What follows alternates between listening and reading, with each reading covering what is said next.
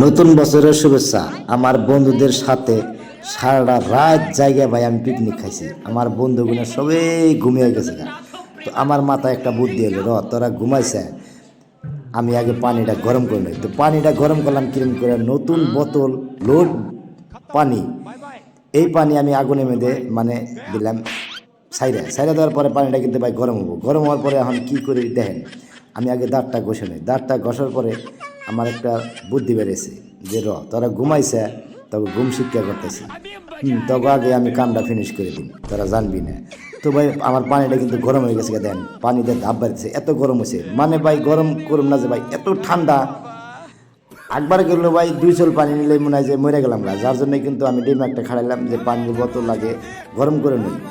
এই পানিটা গরম করলে ভাই আমার সুবিধা হবো, প্লাস যদি আমার আগাও আহে ভাই আমার হুসতেও কিন্তু 1 বোতল পানি নিলেও কোনো ব্যাপার না। আর এমনি ঠান্ডার মধ্যে ভাই একবার গেলে ভাই 1 চল পানি নিলেও গোয়ার মধ্যে ভাই মনে হয় মরে যাম গা। যার জন্য কিন্তু একবারও মন্দির না। তো আমার কিন্তু মুখ টুক ধোয়া শেষ, পানিটা নিয়ে খাওয়া শেষ। কারণ আমি কী করি আপনাদেরকে দেখামো। তো মুখ টুক ধোয়া শেষ, বোতল দিলাম ফালিয়া। তো আমি এখন কী করুম, আরেকটা মানে দিমাগ বাড়লো, মুখটা পুষি কী দিয়া।